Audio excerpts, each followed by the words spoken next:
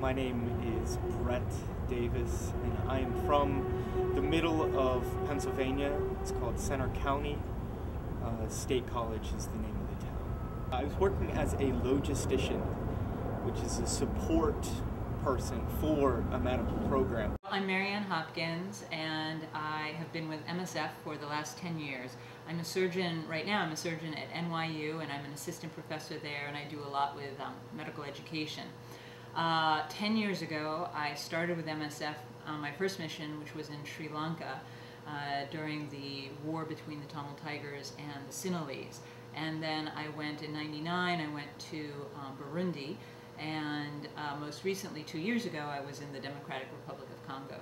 When I was in college, I studied Latin and Greek. I didn't study any medicine at all. I didn't do any of the sciences. I wasn't pre-med. But during the summers, I went with my sister. I have a younger sister, and she and I worked in orphanages in India and in Somalia for 3 summers. I actually went to graduate school in classics, and it was there that I started to look back on the experiences that Liz and I had had in India and Somalia, and I realized, you know, what was I doing? I was getting into this very, very narrow focus of my area of expertise at that time was in the history and philosophy of early Greek science, and specifically medicine.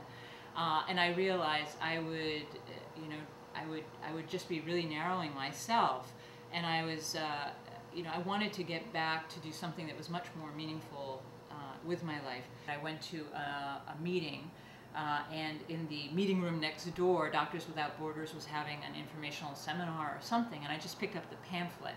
And I looked at the pamphlet, and I became obsessed with trying to do that. I traveled all over Africa, and you know, I hadn't been to Sudan, and I heard a lot about what was going on in Sudan, and I was a little bit frightened. They said you're going to Darfur, and I think I turned pale white at the idea of going there. It's called Coma camp. I think it had 60,000 people living in plastic sheeting, with sticks with plastic sheeting over top of it. When I left, I think it was 80,000, 85,000 people. I'd never seen anything like that in my life. It's not that these people are voluntarily without a home. They have forcibly been displaced because of conflict. They have no alternative. It's about as low as you can go on the scale of comfort. You don't have a mattress or a pillow, or sometimes even blankets. Sometimes it takes a long time before people to do a blanket distribution inside a camp, which eventually did happen so that people would stay warm.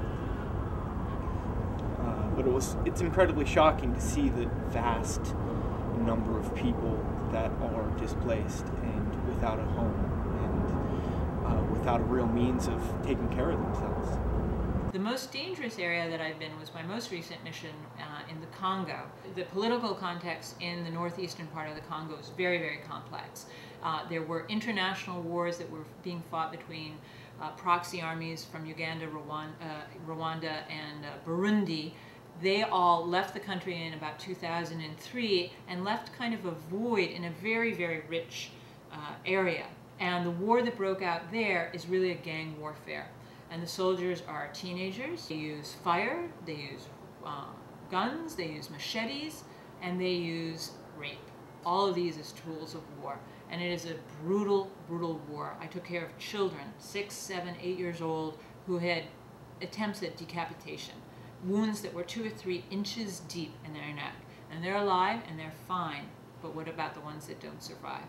And that war, I think, that's going on, and it's going on currently, is one of the most horrific and brutal, I think, that's going on in the world today, much like what's going on in Darfur. The most common phrase that you will hear in Darfur and Sudan is inshallah, which means if God wills it. If you were to look at these people's faces and talk to them, once you talk to them, they don't think it's the apocalypse. They have a really great demeanor.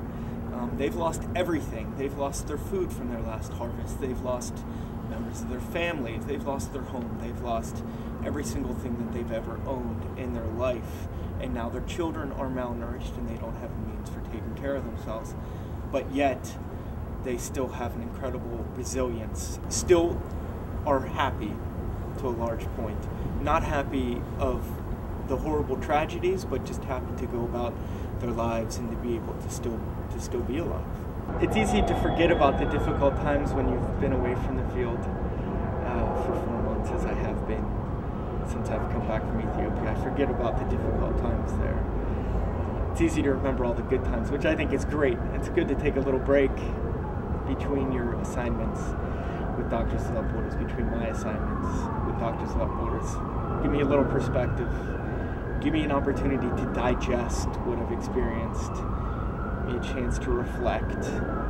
Now I'm ready to go back. I'm ready to go through these emotional ups and downs again, and to be present and to make a difference. The hardest thing that I have ever had to deal with emotionally on an emotional level was in the Congo with victims of rape.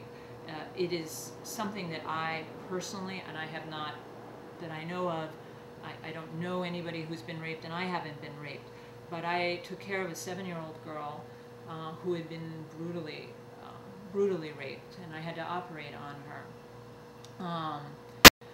And I took her to the operating room, and I repaired her vaginal laceration, and whatever it was that went into her abdominal cavity, and I had to operate on her stomach and fix that injury as well. And I did actually okay for the first week after that. But then I had to replace the gynecologist in the Center for Victims of Sexual Violence. And I went there, and I had to hear testimonies of women who had been raped, and then examine them for evidence of trauma and for evidence of sexually transmitted diseases and for rape. And I heard 4 stories in the first morning. The one girl was 13 years old, and she was held for 1 month and raped repeatedly by 4 soldiers. 2 other women were in their middle age, were taken off in a field and were raped only for 1 day, and a 79-year-old woman who was raped. 79. My sister has 2 children, and the oldest of them, Hunter, turned 7 a month after I got back. After that morning in the clinic is when it all hit me, and I went home and I broke down, and I couldn't eat, and I could barely work. I went back to the hospital that afternoon, and the women that worked, the nurses and the social worker that worked in that center, took me aside and they said, "Marianne, we realize how hard this is. Don't come back. You can just come back and do the exams. You can just do the medical part. It's okay." And you sit there and you realize that I have never been hurt or injured, and these women are comforting me. Why are they comforting me? I'm the one that should be there giving comfort. And it has taken me a very long time to come to grips with that impact. The impact that something like that is a tool of war on a civilization. And I don't understand how people can do it. I think it's one of the reasons when you see something like this happening that you realize, how can I not go out there and try and do something, anything, in a way. And fortunately I have a skill that I can use and that I can be effective, but it's something like that that really just drives you to want to go back out there and work in that environment and do something. I've really fallen in love with doing the work that we do. I see the difference that we make as an organization. It's an enormous impact, and you can feel it on a personal level. I mean, I am not a physician, and I'm not a nurse. I'm working as a logistician, supporting a medical program, but it's still a really important function that I am doing, and I think that it makes an enormous difference in people's lives. And that's why I like doing it. That's why I went out again on a 2nd time, and that's why I hope to go out again on a 3rd time and a 4th time, and I don't know what my limit is. I think it's changed my perspective in that I understand how difficult life is for some people and how easy mine is and what I should and shouldn't take for granted in my own life. We come back here and, you know, I live a comfortable life, and I don't have that suffering, that ongoing suffering in my life that the people that I've been helping have, and you can't help but feel guilty about that.